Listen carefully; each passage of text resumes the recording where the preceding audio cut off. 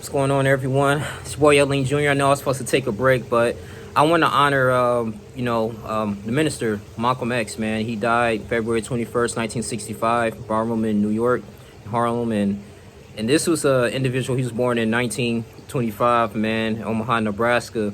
And he had like 7 siblings.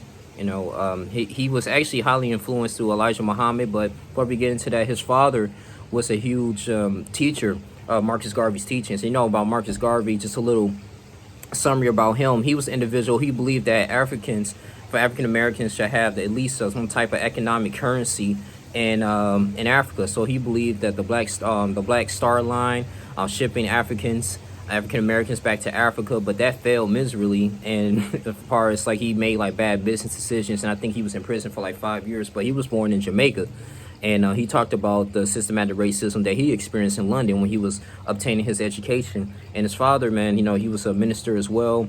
Taking care of his kids, did everything he could as possible, man. But believed that he actually owned like a liquor store when they moved to from Milwaukee, due to the racism. They moved back to Michigan, Lansing, Michigan. Malcom X he went to a reform school in Mason, Michigan, and that's where he kind of learned a little bit about schooling a little bit. I think he was there to the 7th grade. He was with the Swirlins. And if you think about this too, this is so iconic that director Spike Lee made a movie, Malcom X, played by Denzel Washington. I think that's one of the best movies ever created.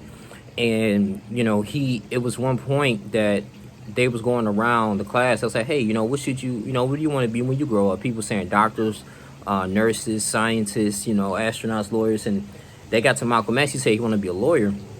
They was like, well, listen, the white teacher, the swirling, he was like, listen, you're very gifted, but you're good with your hands. Kind of let's have some expectations here. Now, let's just not try to be setting the bar high.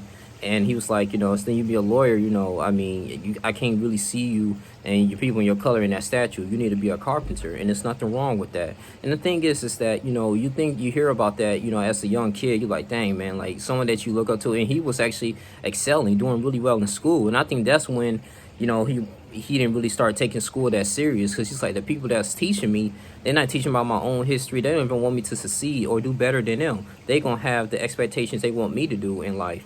And you think about this too. I read like his book here. I'm still reading. I'm in page like 200. This is very good, very great book, man. And it talked about how he was he went to Harlem, and he was a gambler. I mean, he was a pimp as well. Man, he learned the pimp game. He was burglary. That's when he actually was sentenced to 10 years in prison, but I think he served 7. And this is in the late 1940s. But his occupation at that time, before he became the minister of Malcom X, he was a shoe shiner. He was a shoe shiner. He was actually a railroad worker. He used to go back and forth in different ghettos and stuff, preparing food, little things like that.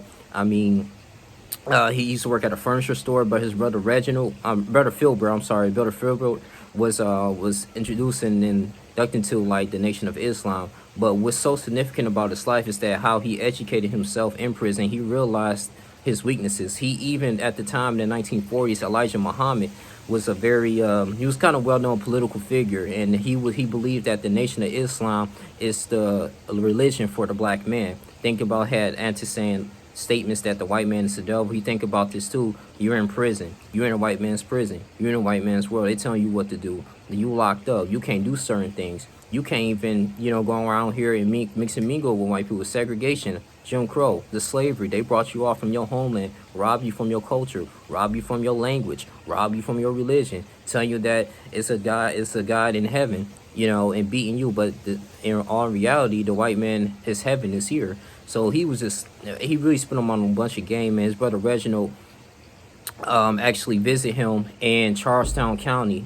So I believe his sister Ella actually wanted him to go to this other prison called Norfolk Prison County. Now, Norfolk Prison County is in Massachusetts, and in that particular area in Massachusetts, man, he had access to like the Boston University libraries.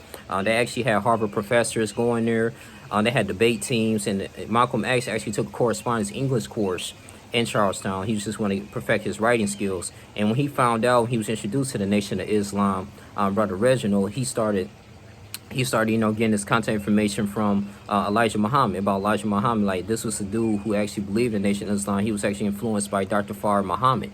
and everything, man. And so, you know, he started out living in Chicago. He was born in Georgia, lived in Chicago, Elijah Muhammad. And also, too, he had temples. He had Temple 1 in Detroit and Temple 1 and 2. And they was recruiting a lot of individuals. So think about him, Malcolm X, man. Even served like that significant amount of time, him and Shorty and his brothers. He read a lot of books, man. I'm talking about he read A Souls of Black Folks. I got that book by W.E.B. Du Bois. He talked about Milton. He talked Milton, the Paradise Lost Founds and Lost Souls. I mean, he really read so many books, man, to the point that his eyes, like, he had to wear glasses. And that's what I thought. I was like, oh, shoot, he wear glasses now, you know, because all that reading he was doing. And he just realized, like, his grammar was very bad, too, man. He actually was kind of embarrassed, like, writing letters back and forth to Elijah Muhammad. But as the years progressed, his grammar got, and his punctuation got a lot better. And so, you know, I kind of commend him for doing this, man. I mean, you know, he joined the debate team. He really talked about, like, it's the Hebrew, like Paul. He was black. You know, I mean, it was really an amazing story, man. And then he started recruiting. After he got out, he got a job as a furniture store in Detroit, and he started working with Filbert and everything. He started recruiting a lot of people to the Nation of Islam, and actually kind of how it built this foundation for what it is right now. And you know what I took from Malcolm X is the education. I remember in a good quote, he always said that if you stand for nothing, you fall for anything. That is completely true. You stand for nothing, you fall for anything. You gotta stand up for justice. And then he probably wanted to be the most prominent lawyer of all time. Seriously, if you really, you know, pursue that. Went to debate teams. He actually got contacted by the FBI at one point, man, in the 50s. And he participated in 20 different debates. This man is significantly should be remembered. Now, the thing is, you know, he has a different ideology between Martin Luther King and Malcolm X, because Martin Luther King believed in turning the cheek, and he believed that, listen, I believe in non-violence, the only way to get our issues passed. You know, I'm not going to go in here and just fight them back, because I'm going to let the government know, hey, these are monsters. These are the monsters that you created. You got to do something about it. We're not fighting back. We just want to be productive citizens in society. Why we got to give up our rights, you know, and sit in the back of the bus just because, you know? And so he didn't believe in that, but Malcolm X from the streets, right? And he was like, look, man, somebody hit you, you hit them back. And he was kind of, you know, he had a more of a radical approach in a lot of things. So that's why it makes it kind of like very difficult that people didn't want to follow Malcolm X too much. But after listening to him, man, I mean, you gotta protect yourself at all times, though. And I mean, I do believe in a little bit of self-defense too. But I mean, I probably follow both in the same way, man. They had their pros and had their cons, you know, in their different movements. But yeah, for whatever reason, I'm not gonna get to the conspiracy theories of why he got it, well, how he got assassinated. Was it the different people in the Nation of Islam, Louis Farrakhan, or when he called out Elijah Muhammad, you know, allegedly messing with little girls? We don't know. But for the most part, man, his knowledge and his wisdom and the fact that he paved the way, like, you can be from the streets and become well educated and debate and have these different conversations with people in Congress. All you gotta do is take the time to educate yourself about your history. So I'm not gonna draw this video too long. Just want to say, you know, my respect to Malcolm X. I advise you guys to read the autobiography of Malcolm X. Go ahead and do this. You know, this is a very must read. I'm on page 206.